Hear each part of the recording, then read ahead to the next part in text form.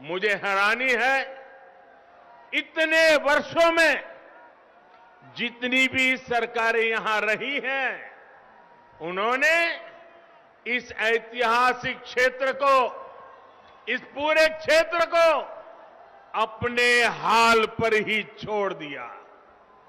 यहां के इंफ्रास्ट्रक्चर को, यहां की धरोहर को बेहाल होने दिया गया।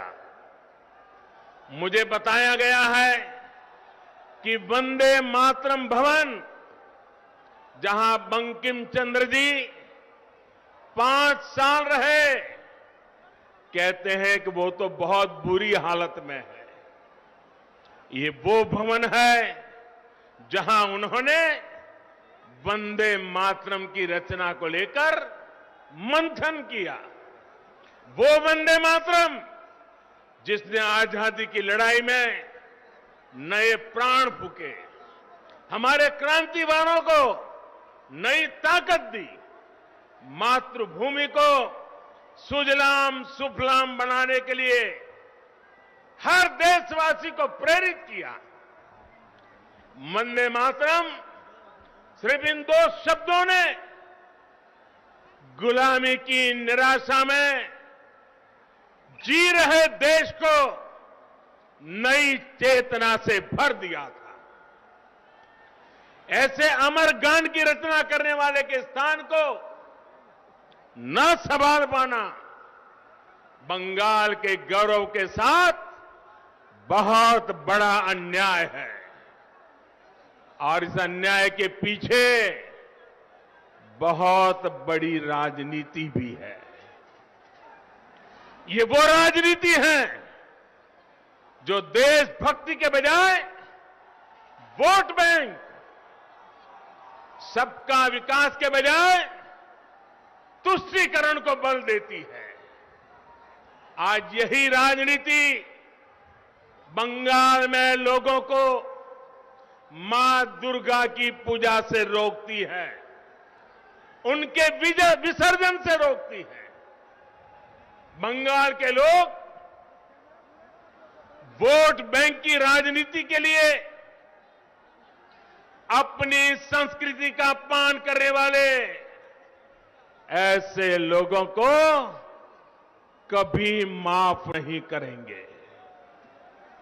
आज मैं बंगाल के लोगों को ये विश्वास दिलाता हूं, जब बंगाल में भाजपा की सरकार बनेगी तो हर बंगालवासी अपनी संस्कृति का गौरवगान पूरी ताकत और हिम्मत के साथ कर सकेगा।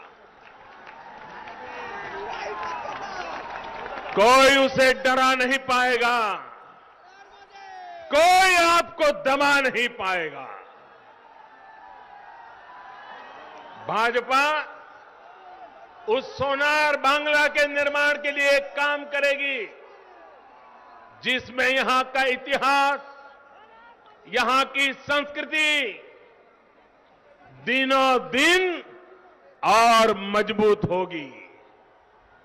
ऐसा बंगाल जहां आस्था, अध्यात्म और उद्यम सबका सम्मान होगा।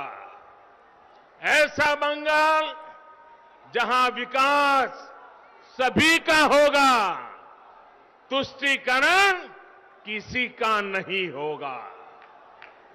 ऐसा बंगाल जो टोलाबाजी से मुक्त होगा, रोजगार और स्वरोजगार से युक्त होगा। भाइयों और बहनों, आजादी से पहले बंगाल देश के अन्य राज्यों से बहुत आगे था, लेकिन जिन लोगों ने बंगाल पर राज किया, उन्होंने बंगाल को आज इस हालत में पहुंचा दिया। मां, माटी, मानुष की बात करने वाले लोग बंगाल के विकास के सामने दीवार बनकर के खड़े हो गए हैं। केंद्र सरकार किसानों और गरीबों के हक का पैसा सीधा उनके बैंक खाते में जमा करती है, जबकि बंगाल सरकार की योजनाओं का पैसा टीएमसी के टोलाबाजों की सहमति के बिना गरीब तक पहुंच ही नहीं पाता।